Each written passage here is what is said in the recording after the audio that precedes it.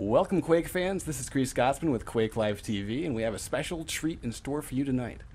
If you wanted to see the best Quake Live players in Asia, what they had to offer, you're in the right place, even though it's a little bit late, because we are about to kick off Playday 1 of the Intel Extreme Masters Season 4 Asia Championships. QLTV has covered several matches of the Intel Extreme Masters, largely focusing on North American scene because that makes sense given the location and time zone from which we broadcast. We started with the online American qualifiers back in October of 2009, and then again the group stage play days running up to the American Championship LAN, which happened in Edmonton, Canada. Now, Quake Live TV's also had the distinct pleasure to cover some amazing European Intel Extreme Masters group stage matches. My favorite probably being, and I think Jahar, you were with me on this one, the upset imposed by Egreebsy on the Cypher in Playday 3. Do you remember that in December? Yes. That was incredible. Yes. Yeah. I mean, that was very surprising. It was great moment. And if you want to watch the high quality VOD of that entire thing, head to quakelive.tv and take a look at our media page. In short, some of the greatest Quake Live moments we've seen since Quake Live went beta have been born out of the Intel Extreme Masters tournaments, and tonight shall be no different. Or perhaps I should say this morning, because it's currently 10:30 in the morning in Taipei, which for those that need to brush up on their geography is northern Taiwan. In other words, the land gurus... like 11:17 now. Yeah, that's true, yeah. Or are you still pretending that we're starting on time? Actually, what's really funny is I was about to compliment... I was about to say, you know, the land gurus at the ESL have cooperated with the Wizards of id Software to allow QLTV to connect to this event from over 8,000 miles away. Yes. But now it happened. It happened. We're here. We're ready to go. So it's all good, right? And I'm happy. Yeah, exactly. I'm happy as hell too. So, but let's get down to business. I mean, first off, you know, obviously, I just want to reiterate we have a bit of sad news. The first matchup scheduled for tonight was supposed to be Gozia versus Jibo. Gozia, the Korean contender, will not be able to participate in the matches tonight because he suffered an accident and he actually broke both of his legs. So traveling to Taipei is not possible for him. Tricky. And again, I'm still suspecting Jibo did a little favor for the Godfather, but that's all right. So instead, that's so horrible. I know. It really is. I'm a terrible human being. I don't know why you guys let me broadcast this stuff, but yeah, we don't. It's your prerogative. we were hoping to see maybe a Jibo face off against a replacement player, but even that replacement player couldn't be shoveled off to the event quick enough, so we sort of skipped that particular matchup, which is okay.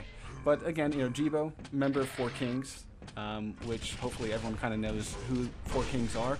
They're very prominent in pretty much every FPS scene out there. I mean, they were part of the Quake Wars scene. They were part of you know, the Counter-Strike scene. They're part of Quake Live scene. So it's great to see them. But you know, Jibo, as we mentioned, kind of hoping that this would be a bit of a proving grounds after not doing so well in Dubai. He faced off again against Fox, Lincoln, and Rafa, where he kind of fell apart, and he wasn't able to win a single map. But we're not going to be able to see Jibo tonight because, as I said, you know, he doesn't really have someone to play against. But that's all right. And of course, the other bit of slightly sad news, just because I really wanted to cast it, was that Prozac versus Nitron will not be held tonight because Nitron's flight got held up. Or again, I'm pretty sure that he was trying to import awesome sauce into the country. He was stopped by customs. So what can you do? He was trying to bring in his Razer mouse, and unfortunate name for that circumstance. And actually, Woot ended up being more of an ass than you, Greased. He said that he broke his legs because he missed bridge to rail. No, pros don't miss bridge to rail. Only Fishtix does. Dude, I've gotten okay lately. The contenders for the second Group A match, or I guess in the case tonight, it's going to be the first Group A match because it's the only Group A match we're going to see. You know, this is Joe Fender, who is also sports the. Well, it looks like actually sporting a CYAC tag tonight, but He hails from the UK, but I guess he's living in Japan at the moment, so that's why he's in the Asia Championships. In late 2009, he entered the Quake Live 1-on-1 Japan Cup, where he got knocked in the loser's bracket by, in the third round by Serval, but then came back in the loser's bracket and got revenge against Serval, then fought all the way to out of the loser's bracket to take a shot at the title against Unleashed, who we're also hoping to see later tonight. But before any potential rematch between Fenda and Unleashed is going to happen, he's going to be facing off tonight against utal1ty. I don't know if I just butchered that name, but hey, that's kind of fun. And they're both on the server. Now, I don't really know anything about this utal1ty guy. I think he's pretty new to the Quake Live scene, and let's see. Utal1ty? Yeah, that's utal1ty. I don't see him on the... Okay, I was about to say. Yeah. And he's a friend of Fenda and Unleashed, but he's really new to Quake. Rondrian mentioned that Fenda, as I mentioned, is from the UK, but he moved to Japan for an esport company, Sayak, which is, as we can see, those are the tags that they were currently sporting tonight. So, good sounds. And we're going to be seeing two Japanese players going up head-to-head first of all, and that was this one thing from the interview with Prozac that kind of tickled me. He was asked what he was thinking of living in Japan, and he said, well, they're also Japanese here. I was like, oh, alright. Yeah. Oh, really? And he also said you have to see it to believe it or fully understand it, and I would agree with him on that. They're just so Japanese. God, they're so Japanese. I got some map info. I got some map info here. DM6 first, which was picked by utal1ty, and then ZTN was picked by Fenda. This is the best of 3.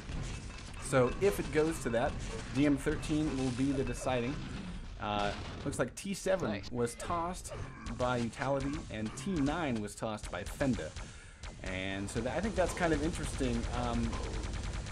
And, I would say, especially in the European scene, DM6 it's kind of gotten the red-headed stepchild treatment of late, I would say.